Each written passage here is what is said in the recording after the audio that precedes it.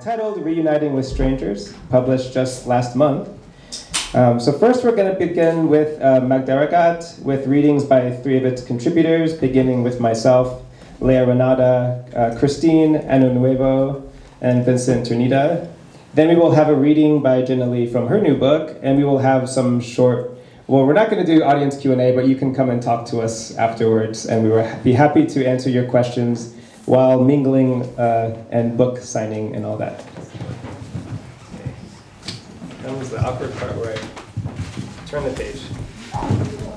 So to begin, let me tell you a bit about Magdaragat, which means sailor or one who travels by sea.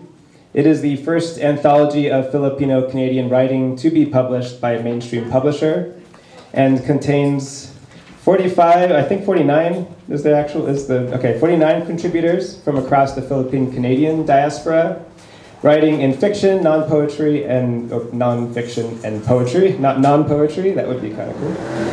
It is the culmination of a long-time dream of Ted Alquitas, who was first encouraged to do the anthology by the late Wong-Chu, founder of the Asian Canadian Writers Workshop and Rice Paper magazine. Filipinos have been journeying from their island birthplaces since the turn of the 19th century to the far-flung corners of the world, first settling in Canada's Bowen Island, BC in 1891. Since that inauspicious beginning, the Filipino population in Canada is estimated to rise to 1 million by next year. That might be a year old now. The fastest and largest growing immigrant population. But while Filipinos are known in other fields like dance and theater, their literary works have been relatively unknown, and there is a dearth of books written by Filipinos in Canada. So this anthology seeks to uncover new, emerging, as well as established writers in the community in the hope that it will give a boost to literary endeavors. And this is the first time that I've seen the actual book. It's, as far as I know, the first time it's being sold anywhere. So I'll get a copy. I hope everyone does. And I get mine too, but everyone who's in it has to sign it, okay? Okay, so I'm going to be reading from my short story in the anthology first, and Jennilee has kindly agreed to introduce me. I know it's awkward because he has to give me the microphone, but you can't read your own bio. That's weird, right? It's true. So, please welcome Kawika Guillermo, an award-winning author of 2 novels and the just-released prose poetry book Nimrods, a fake punk, self-hurt anti-memoir.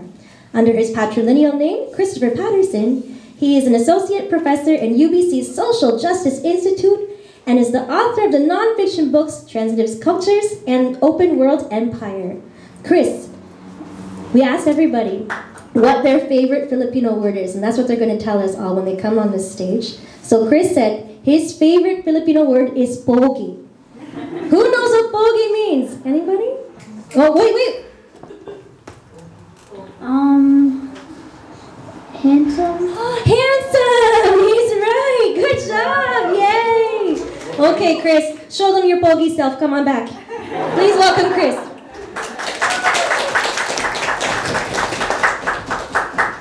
You should really be hosting this, Jennilee. So just to give you a bit of background, as you may have sensed from my nervousness around pronunciation, I did not grow up in a traditional Filipino community. My great-grandparents came from Ilocos Norte to Hawaii as cicadas or plantation workers in the 1910s.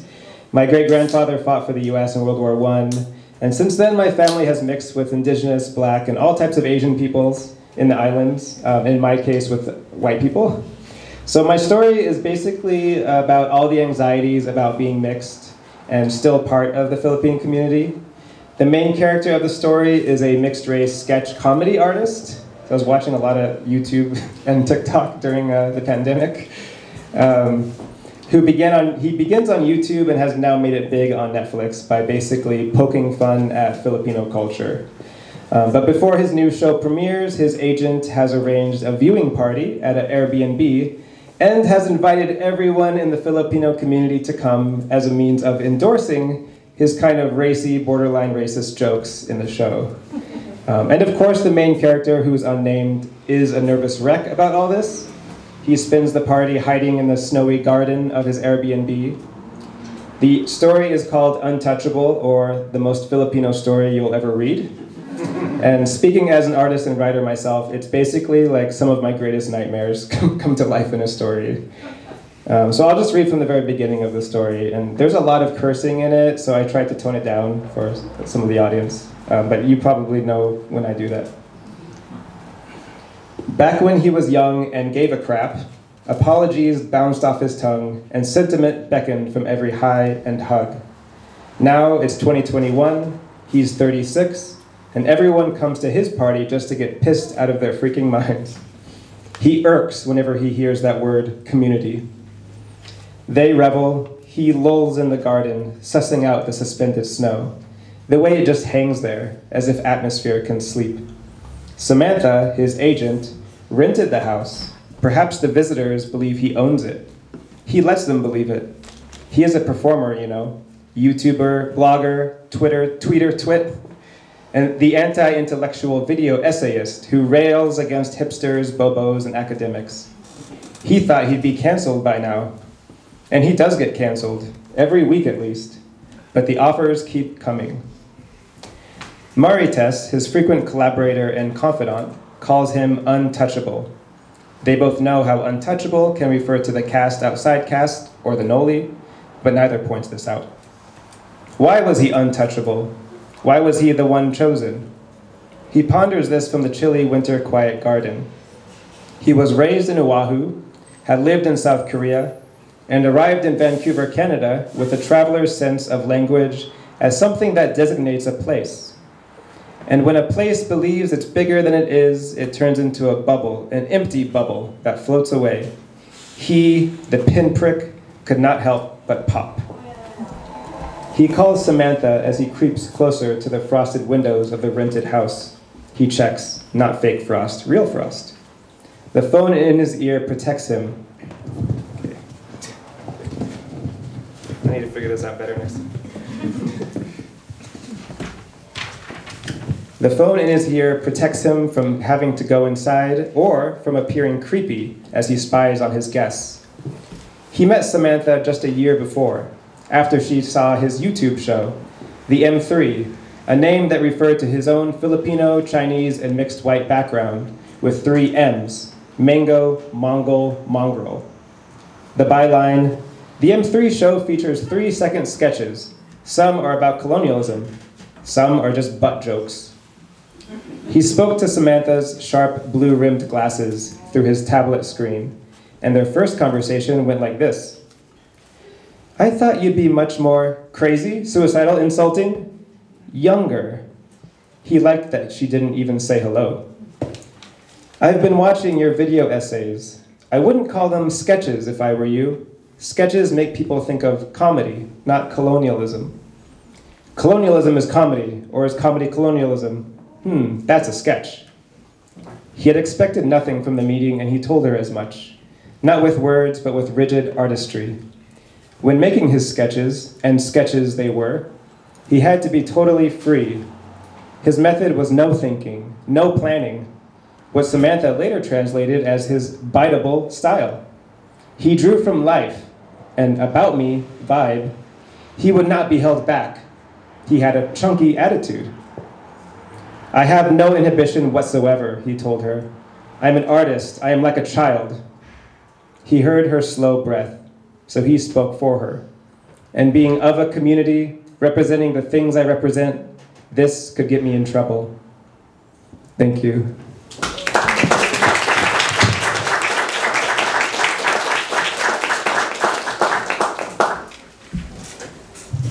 Okay, I'm not gone yet. So I'm going to introduce our next speaker, Leah Ranada. Leah Ranada's stories have been published in On Spec, Rue Magazine, Santa and River Review, Emerge 2013, and elsewhere. Her writing is informed by her childhood in Metro Manila and eventual move to Vancouver in 2006, where she made writing her permanent home. In 2013, she attended the Writers' Studio, TWS, at SFU, and released her debut novel, The Cine Star Salon, in 2021. She is honored to have her work included in Magdaragat, an Anthology of Filipino-Canadian Writing. Let's welcome Leah as she tells you her favorite Tagalog word, kilig, which I think means something like, does anyone want to say? Or do you want to tell us? Okay. Yeah, let's welcome Leah. Thank you, Chris. Does anybody want to guess what kilig means? No? No? Cute. No. Kilig is, yeah, I like it because there's no direct translation in English. Kilig is that shivery feeling that you get, that shiver of pleasure, I think is the closest way. You usually describe it, it's usually associated when you see someone you're attracted to or someone you have a crush on talking to you and you get that shivery feeling. Yeah, so if you see that my hands are shaking because of nerves, just think it's kilig because I'm so happy to be part of this event. And I want to take the time to thank Jennilee for gathering all of us. She's a guest to our city, but she has hosted us so nicely. Thank you. And thank you, everyone. All right, so I'm reading from my short story titled Foragers. It's also part of the Magdaragat anthology. Yeah, so it's just a short story about a family that moved here to Canada, being told from the point of view of one of the daughters.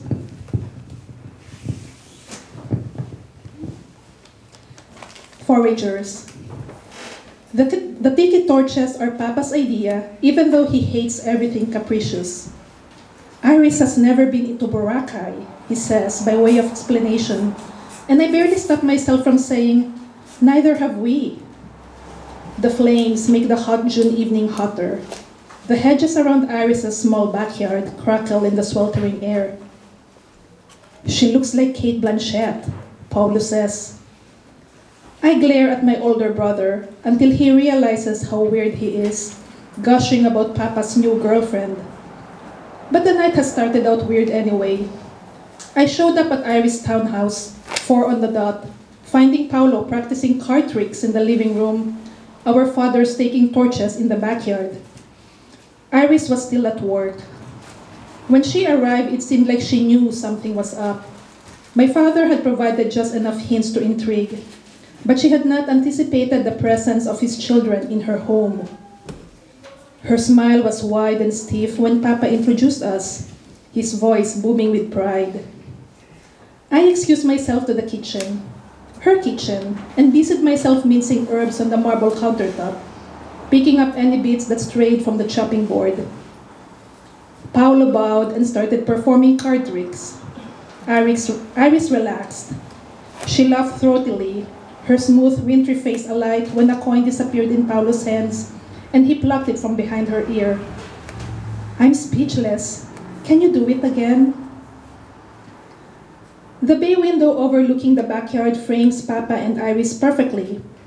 A torch at each end of the table, pearly white tablecloth and serviettes, on which Papa has set Iris's Noritake's dining set and crystal wine glasses.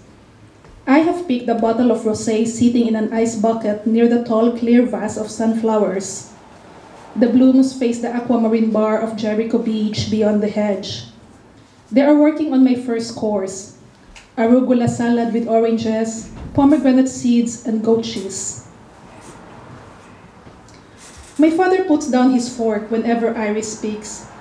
They met a month ago at a health and wellness convention where Papa was selling an herbal supplement that improves everything from hair follicles to the digestive tract. Since Mama kicked him out 2 years ago, we have lost count of the odd jobs. It is easier to track the short-term girlfriends. A waitress at a sushi joint, a biker he met at a lakeside retreat, the aspiring singer selling her CDs along Commercial Drive.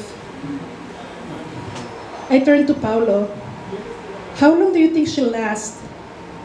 He doesn't answer, just looks around the kitchen. At the matching stainless steel refrigerator and stove, upholstered stools along the breakfast bar, a curio cabinet housing 3 different kinds of porcelain tea sets. Iris is different from all the others. Papa was waiting for me outside the campus last week. His pressed clothes told me he had a job. The clean nails hinted at a girlfriend. When will you get the phone? I told him. Is that the hello I get from my little girl? He offered to treat me at a nearby cafe where I ordered the most expensive latte. On the small TV overhead, there was a news story about Muhammad Ali's funeral. The camera panned a bird's eye view over the slow procession on the streets of Louisville. People cheered, waved American flags, threw flowers at the hearse. Muhammad Ali liked magic, I told Papa as we waited for our drinks. Huh? He had a personal magician who taught him tricks. Paula told me. Just like her dim brother to believe stories like that.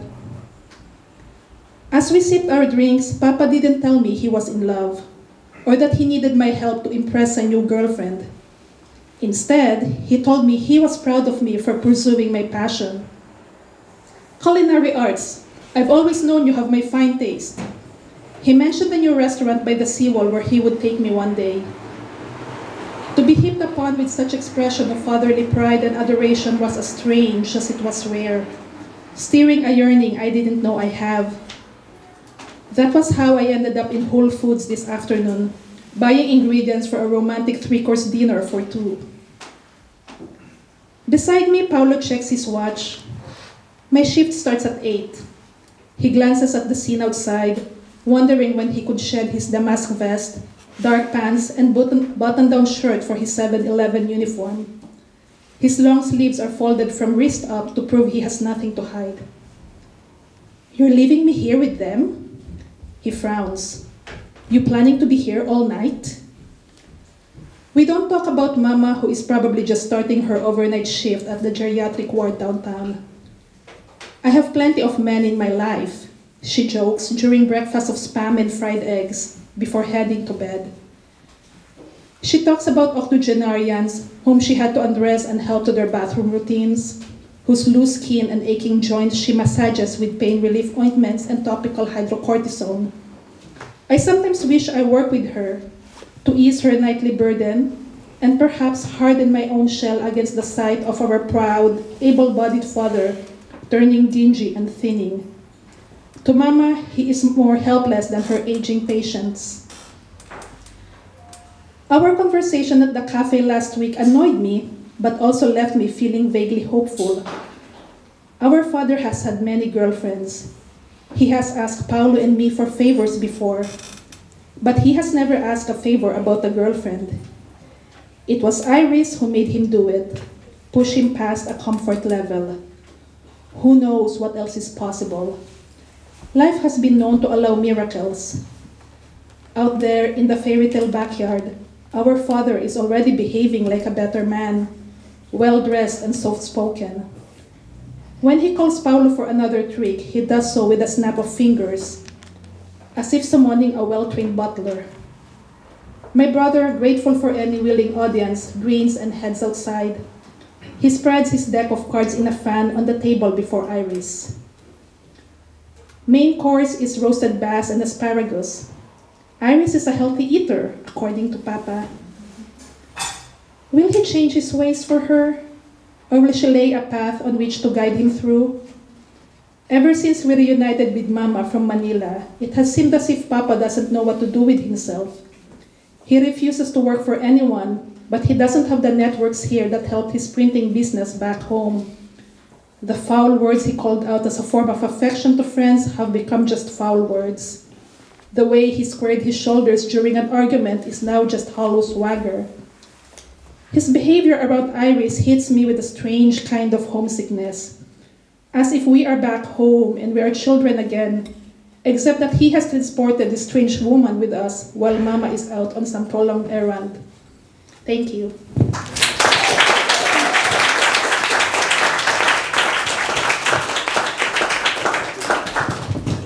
Thank you, Leah. Let's give another hand for Leah. That was amazing. Our next author is Christine Añonuevo, who is a writer, community organizer, and PhD candidate in human and health sciences at the University of Northern British Columbia. Christine dwells in South Hazelton on the unceded and ancestral territory of the Gitxsan Nation. She enjoys long walks on the beach with her dog, Ruckus, along the Skeena River. Her favorite pastime is, oh, I know this, is prying her kids away from their electronic devices to teach them how to write cursive, read analog watches, and identify constellations. So let's welcome Christine as she tells you about her favorite Tagalog word, tadhana, which I actually don't know, so you're going to have to tell us what that is. Anybody know the translation of tadhana? Fate. Yeah, it's fate or destiny. So I'm just thinking today, tomorrow is the 13th anniversary of the passing of my grandmother. Her spirit is encased at the Burnaby Forest Lawn Hills funeral, so I think she'll be looking down at me today. I couldn't have predicted that tomorrow was the anniversary. And I'm really thinking about fate or the destiny of my first ancestor that migrated to Vancouver. It was her sister who was she worked for the Vancouver consulate in the 1960s, the first consulate in Canada. So I'm thinking about them. I'd just like to shout out Joyce Rosario, who's in the corner, my friend, who sent me the call for submission. She thought of me way in northern BC and sent me that call, so thank you, Joyce. And thank you, Jennilee, Leah, Chris, and Vincent for the warm welcome. I don't live in Vancouver, but it's really amazing to be part of Magdaragat and to build those relationships with writers and creatives and artists. So this is an excerpt. I'll read the first bit of my personal essay called Roots and Roots. As a child born and raised in the Okanagan Valley, being Filipina felt very much like a performance. My parents would spend hours practicing in the basement before dancing the tinakling at a community event. My mother is an excellent seamstress, which ensured that my sister and I were fashioned into handmade terno dresses before trekking down Main Street, waving to people in the annual Peach Fest parade. Other instances of performing that come to mind include a stunning black and white photo of my Tita Chita, my father's eldest sister, participating in a Filipino fashion show in Vancouver's West End in the 1960s. It's a photo of her in a beautiful hand-embroidered dress with elegant butterfly sleeves, with her hair upswept, effortlessly holding a fan adorned with sampaguita flowers. These sorts of events shaped my earliest knowing of what it means to be Filipina. There were other material objects in the house I grew up in that gestured to me, reminding me of a motherland far away. There was the Capiz shell chandelier in the southwest corner, a teak carabao figure whose horn I broke and fixed with Elmer's glue, banig mats, baskets, and hats made from bamboo, tilog grasses, and rattan. I think about being Filipina as a tenderness rooted in one's tongue. My family and I did not live in an urban center where Filipino foods were readily available at Asian stores. I remember my father bringing a box of mangoes home from Overwady, sniffing and smelling each one as if he had won the lottery. He tried taking the mango seeds and planting them in the backyard, but to his disappointment, nothing came up. To this day, my father still saves the tops of pineapples and plants them in the backyard. He never loses faith or hope that one day the fruit of his childhood might make an appearance. While no tropical fruit trees exist in my parents' backyard, 2 Italian plum trees have been bearing fruit my entire life. For over 4 decades, my father has picked the plums and shared them with whoever came to visit.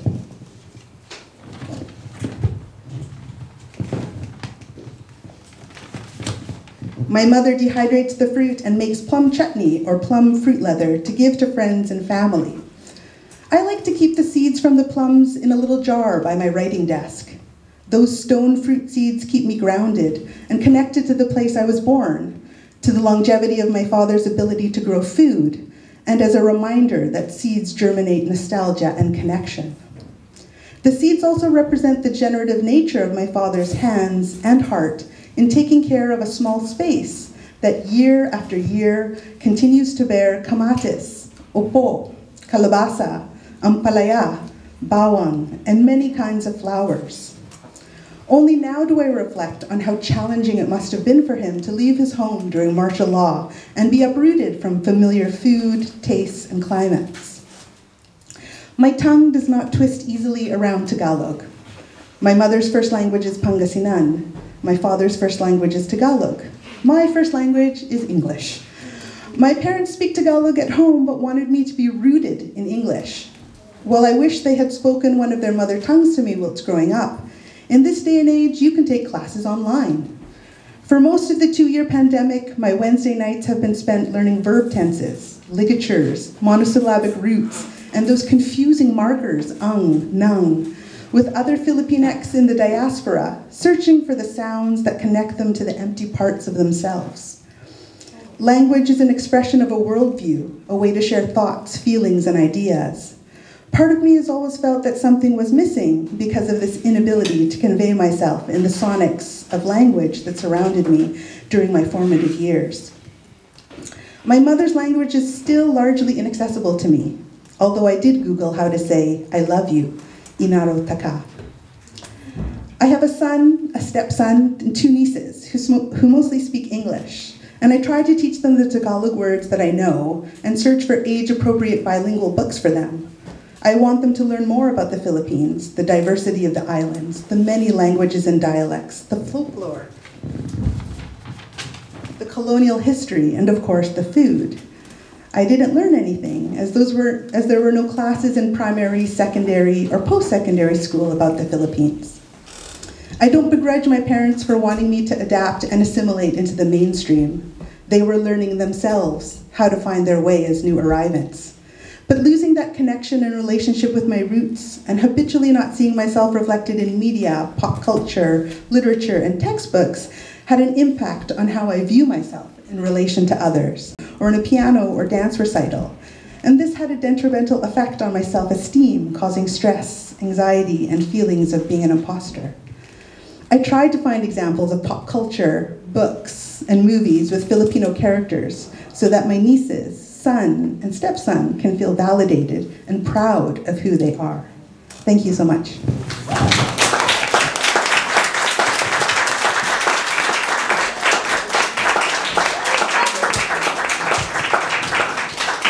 I love that. I love that.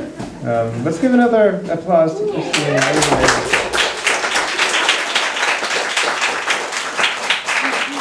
When Jennilee asked me to host this, I told her, is this a trap? Because my Tagalog is worse than everyone else's in the anthology.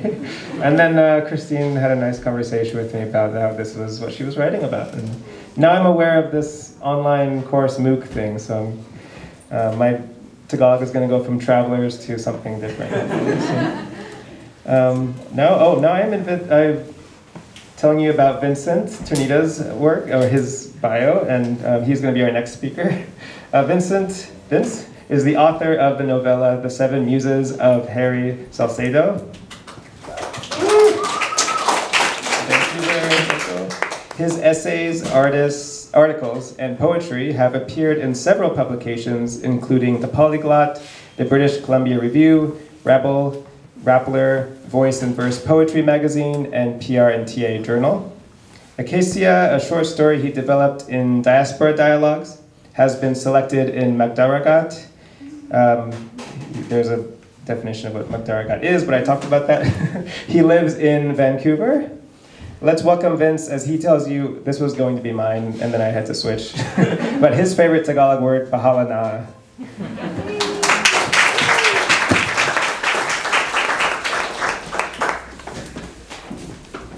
Well, Chris, mine was going to be Pogi, but you're more Pogi than me, so... Anyway, bahala na. I'm going to keep it Y7 since there are kids in the audience, so it's basically leaving it to the higher power, bahala na. But for myself, it's more of, leaving it to the void. I was about to say it, but I've stopped myself. And yeah, so if you're an aspiring writer, or whatever your dream is, bahala na, just go for it. This is Acacia, a short story I developed with Thea Lim from the Diaspora Dialogues. And I try to do so much with 2,500 words, so yeah, it's a ghost story, it's a crime story, so cops are involved, trigger warning. I had an opportunity to migrate to Canada in the late 80s. They were looking for skilled workers for their caregiver program. I thought about jumping on the chance and hopefully crossing over to the US when it was possible. I turned in my application and the waiting game began. I really hoped that my blacklist in the US would not affect my application. The good news that it didn't affect it. They probably overlooked it, but I didn't want to question fortune. While waiting for my visa, I stayed with your family in Manila in that cramped apartment in Cubao. Your mother took you to your section one occasion. At the end of the day, your father asked me to pick me up. Your mother suddenly disappeared. She didn't take any bags. She just vanished into thin air. At the time, we thought foul play was involved. It was a year after the EDSA revolution, and the crime rate was up. We called up her family, and we reached out to the people in her province. She just disappeared. When I asked her agency in Japan, as she was due back after her leave, they were silent. You were a small, chubby kid. You cried at the principal's office. They asked if I was your mother, and I was tempted to answer yes. Tita, you began. Where is Mama? From now on, call me Nanay, I said. But isn't Nanay Mama in Tagalog? Mama is still Mama, but I'm your Nanay. A few months after that, my Canadian entry visa was approved. When I moved to this remote barrio called Maple Ridge, I admit, apologies. I immediately sent in my petition to sponsor you as my dependent. As much as I loved my brother, he was also a useless drunk. I lit a cigarette to calm my nerves. I was surprised. They were clove cigarettes. When I quit smoking about 3 years ago, I stopped buying packs. They were expensive at $13 a pack. It's 2016, by the way. The budget ones were almost like breathing in ash. I wondered why this pack was in my possession. Right now, I would take anything. Can I get you something to drink? Because if you don't mind, I would like a cup of coffee. I could use a coffee. You good with coffee, Johnny? Katigbak shrugged. We'll have 2 coffees. I was proud of my kitchen, but I wasn't necessarily a good cook. I would chastise you when you complained about my cooking. I may have deterred you from Pinoy cuisine for as long as I would, because I would use sour broth for chicken tinola mix for sinigang, and I would make my adobo way too sour. You were like your mother. You liked food bland. I'd designed the kitchen with you in mind. Maybe you would show up and live with me for a bit. I would cook for you, and you would appreciate your nanay's cooking. I expected you would return to me after those years of absence. In the past, you didn't touch your dinner, and I would spank you in my frustration. After a while, you ate it quietly. I refused to let you go to those Pinoy gatherings for the sole reason of eating someone else's food. If you couldn't appreciate my cooking, nobody would force Pinoy cuisine on you. Maybe it backfired because after a while you would be making your own sandwiches and microwaving your own instant dinners. You eventually refused to touch adobo, caldereta, sinigang, and all the other traditional dishes I cooked. You would take your beating, but you refused to touch my cooking in the end. I should have seen that you're already pushing me away early in life. I brewed a pot of coffee for the cops. I had a few minutes that I could calm down and answer your questions. You were dead for a while. I was at your funeral. It's probably sheer coincidence that Hiroki guy looked like you. Puti people can't tell the difference between Pinoy, Chino, Hapon. They look at our eyes and they see singkit and they think Asian. Once the coffee pot finished brewing, I poured them into separate cups. I placed the cups on the table. How do you take your coffee? Double, Katigbak said. Black, the puti woman said. I dropped 2 lumps into Katigbak's cup and poured a generous amount of cream. It might have been double, quadruple, but he seemed to like it, taking a lot of sips. The puti police was still on guard. Would anything break through the wall she put up? Thank you.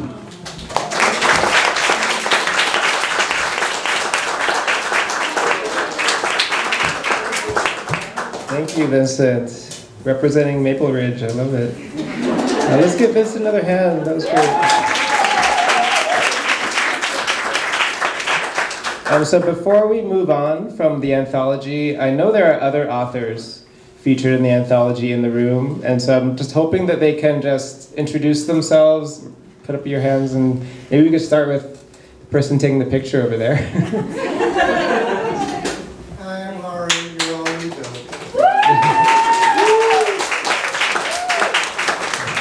are others, right? Go ahead. I am Carlo. I co-wrote a piece of art. Are there others? I think there's, okay. Oh, yes, go, yes. I'm Natalie. And Natalie also has a book. Do you want to tell us the name of your book? Or you have two, right? Yes, I'll just say one. I have a book called Pasta Mañana. If you were a millennial gamer and you were kind of gay, you'll really like that book. It's a great book. I love that book. Support. Yes, I was those things. Okay. So I'm going to read Jennilee's. I'm going to introduce Jennilee, and we're going to switch a bit to her book now. I'm going to tell you a funny story after I read this. But Jennilee Austria-Bonifacio's work as a school board consultant, researcher, journalist, Little Manila tour guide, and settlement worker led to her novel Reuniting with Strangers. As the founder, oh yes, that's. As the founder of Filipino Talks, she builds bridges between Canadian educators and Filipino families. Her stories have been published in Geist, Tayo Literary Magazine, Changing the Face of Canadian Literature, and of course, Magdaragat. She was a finalist for the Wong-Chu Emerging Authors Award. As a founding member of Pluma, a collective of Toronto-based Filipino writers, she loves launches that are a celebration of multiple Filipino-Canadian books. And before she comes up, this was originally a launch just for her book, and she very graciously tried to bring in as much of the community from the anthology as she could. That's the first thing. The second thing is my paranoia about this being a trap was just affirmed, because I had practiced the Tagalog word that she wanted me to say, and then right before I walked up here, she crossed it out and wrote something I can barely even read. But I think she wants me to try because it's funny. Okay, go ahead. Malafayong Bati. Yeah, okay. So Jennilee is coming up. Thank you.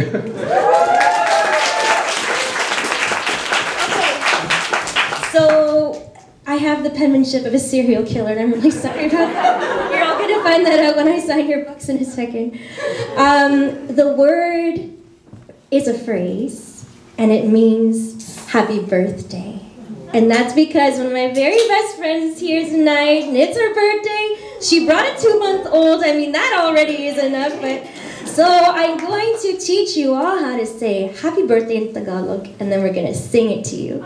So it's listen, maligayang, maligayang. Ooh, that's good, actually. Bati, bati. Okay, so all together, maligayang bati. Maligayang bati. All right, and we're going to sing it clapping. Okay, one, two, three. Maligayang bati.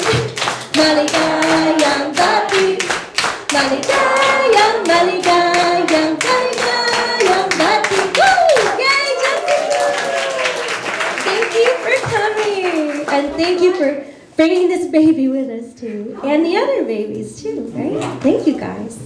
Okay, so today is a celebration of community. I personally feel very weird about a launch that's about one book, because honestly, you don't get a book without a whole bunch of people supporting you. It's just impossible. I'm not the kind of author that can go out into the woods and, live in a shack and come out with this amazing bestseller and win a Giller. That's not the kind of thing I do. I need to be in a community to be able to write stories and to get inspired and just to feel like you're part of something. So when I learned that I get to do this event here in Vancouver, and then I found out that this book is going to be coming out, Magdaragat, which means seafarer. I thought, okay, let's get the other seafarers, right? Let's do this. And so I'm really glad that you guys are able to come today. I know, like, for instance, Leah's book came out in the middle of COVID, so she wasn't able to do an in-person launch. So, I mean, I'm happy to share the spotlight with someone that had to do it on Zoom, because we all know what that was like, right? All those long nights spent in front of computers. And so just to see you guys here, even masked, I'm just so excited about it.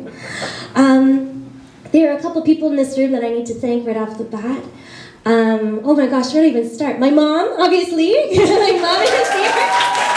Yes. And I want to mention that because we do not live in Vancouver. We live in Toronto and she lives in Ottawa. So she made 2 trips to come here. And that is a really big thing, so thanks, Mom. And also, if any of you want your book signed by my mom, she will do that for you. No problem. She will insist that you review my book on Goodreads or Amazon. Of course, my husband as well in the back of the room with the camera. That's JC. Yes. Making all the things happen. There's no way I could have this without him, honestly. And so, for those of you who know me for a long time, usually I'm just Jennilee Austria. But now that this book has come out, I thought, okay, you know what?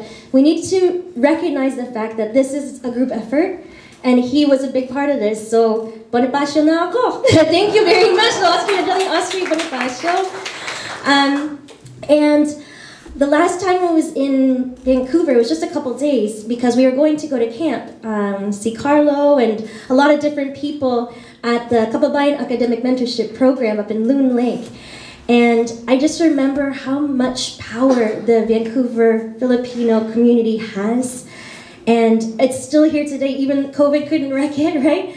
And I just feel like there is no better time to be Filipino than right now. Am I right about that? Like, there's no better time than at this very moment. Just the amount of spirit that we have is just growing and growing and growing. And I like kind of that the name is Magdaragat for this because it's seafair, but also it just makes you think of a big wave of Filipinos coming at you. And that is what is happening. 49 Filipinos are going to come at you if you buy that anthology. It's going to be awesome. And it's when they really managed to gather Filipinos from all over Canada, which is so cool. And even places where we wouldn't expect Filipinos, like where Christine is from. Christine, how many hours did it take you to get here? To drive, it would take me 17. 17 hours, my friends. But she flew, but she drove. Because I was like, Christine, you want to come to the launch? And she's like, it'll take me a while, but I'll come. I'm from BC. Yeah, so that's cool. Of course, I also have to make sure I thank people like Danny and Tina. I feel like there are people who are good at reading, and then there are people who are good at telling you what they read. And that is a skill in itself, right? If sometimes you just read a book and you're like, it was good, I don't know. And then you kind of forget it, but other people are like, let me go to where the book takes place, let me take a picture, and let me review it, and let me share it with people, and put it on Instagram. And nowadays, we know that social media is kind of a necessary evil, right? We need to share all the things on social media, and I know some of you are a little allergic to social media, but the power of it is so beautiful in the fact that you can share your stories and your opinions and then find like-minded folks, so thank you for that. I also wanted to make sure that I shout out people who are not in the room today, people like Catherine Hernandez, who made it possible for this moment to happen. Back in the day when I'll tell you like an embarrassing story. So this book came about in a rush. I had 2 chapters when I was with Erica at Banff, the Banff Center for Arts and Creativity. And I didn't know what was happening. And then Tito Ted Aquitas, who was part of that anthology, he was one of the editors of that, he emailed me and said, I think you should submit your newest book, I had 0 books, and he was like, you should submit your newest book. I was like, okay, sure, to the Wong-Chu Emerging Authors Award. And I knew 2 things about this award. One, I knew that Catherine Hernandez had won it before, and therefore they like Filipino stories. 2, I knew that Wong-Chu was an immense mentor for so many people, and he had left such an impact. And so I thought, okay, I'll just send in my chapter and see what happens. And what I did not do, folks, and I recommend that all of you do this, don't make the mistake, I didn't read the fine print, which was if you get longlisted, you have to submit the rest of the book. I had 2 chapters. And so when I found out I got longlisted, I thought, okay, I'm gonna sit in our basement, and JC was just sliding me food for a couple days. I didn't even turn the lights on. I was just like in this weird haze, and I know that for the writers in the room, and raise your hand if you've had this, where you feel like you're just possessed, right? Like just something is happening, something is channeling, something is coming the sky, I don't know, the hearts of all the different people you've met in the world, and it's coming through your fingertips, and you're watching yourself, and you look like Mozart, and you're like, I don't even know what is happening, but like stories are coming. And that was what I sent to Alan Cho for the award, and I had not read the book. That was my first draft, and I had the timeline was so short that I pressed print, and I mailed it, and I was like, the people that read this are going to be the first people that read the book, not me. And I'm so glad that somehow they saw some potential in that, even years ago, and I was able to work on it. I don't know, is Anya here? Anya Naval's here? Oh, Anya's here! Anya, guys, if you need an editor in your lives, Anya is the best. So my publishing house, D&M, Anya was an intern, and the way that this woman works as an editor will change the world. Honestly, she is so precise, and she's Filipino, of course, and she's a genius at what she does. So thank you to Anya for making this happen. Seriously, oh my gosh.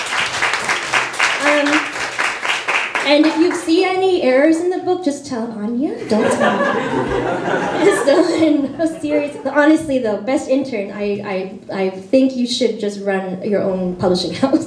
I'm gonna put that into the universe for you. Okay, so what I'm going to do now is, I guess, read you a page or two. I'm gonna let you pick though, okay guys? So one is, I can read you the first 2 pages of the book. Or 2, I can read you 2 pages of what I wrote in Magdaragat. So raise your hand if you'd like the first 2 pages of the book. Yep. And raise your hand if you want to see what's in the anthology. Okay, and first 2 pages of the book are it. All right, so here we go. Reuniting with Strangers by Jennilee Austria-Bonifacio.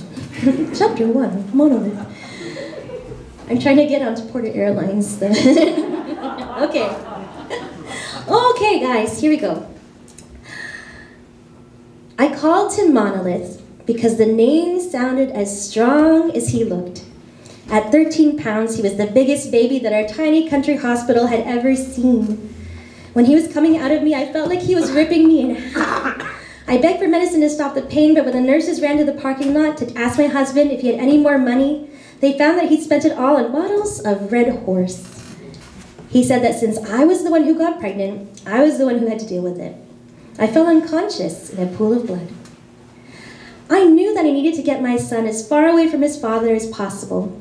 When Monolith stopped breastfeeding, I put him in my younger sister's care so I could leave the Philippines to work abroad. As I walked away, I heard him crying out for me, but I didn't turn back. I decided that I would only look forward to the day we reunited, to the day when it would all be worth it. 4 years later, when my sister brought Monolith to live with me in Canada, she told me not to come to the airport. Ate Vera, I'll ask my friends to drive you to your place. Before Monolith comes, clean them up as much as possible. If you have breakable things, put them on the highest shelves. If you have sharp things, put them inside a locked closet. And make a big plate of eggs, garlic fried rice, and extra Spam because Spam Silog is Monolith's favorite. Ate, are you listening? Do you hear me? Well, I took a day off to polish all the doorknobs and mirrors and every inch of my cracked parquet floors, and I fried enough Spam for 6 little boys. The entire time my face hurt from smiling. When they arrived at my Care Street apartment in Oakville, I was about to scream with joy when my sister shushed me. My baby boy was sleeping in her skinny arms, and she quickly set him down on my bed. He's 5 years old and already 55 pounds, she said, barely looking around at my freshly cleaned apartment. Her hair was so messy that it covered most of her face, and she kept pulling her sleeves down like she was cold, although the apartment was very warm. You seem tired, Sora, I said. Why don't you have a nap with him in my room? Rest ka muna. We can catch up when you're awake. My friends want me to stay with them until I fly back home tomorrow, she whispered, glancing at my son. They're still outside. I don't want to keep them waiting. I was so disappointed. I knew she had to go back to the Philippines the next day, but I wanted to stay up all night and ask her about everything I'd missed in Monolith's life. I wanted to know about his goals, his dreams, his likes, his dislikes. I longed to hear every little detail. With the 12 to 13-hour time difference, there was never a good time to talk to each other. If I texted her, she would only say that she'd tell me everything when she saw me in person. I'd been looking forward to this moment for years. Well, At least let me take you out for lunch before you leave tomorrow, I begged. There's a Max's restaurant in Toronto, only an hour away from here. I heard their chicken tastes almost as good as it does in the Philippines. It can be our Christmas celebration. Sora glanced at Monolith, her expression inscrutable. It's too early to celebrate Christmas, she said. I'll just text you when I get back home. She thrust an Incredible Hulk backpack into my arms, kissed its cheek, and hurried away. She's probably tired from the journey, I thought. It was a 2-hour drive from our Batangas town on the Tagaytay Ridge to the Manila airport, a 15-hour flight to Toronto, and a 30-minute drive from Pearson Airport to Oakville.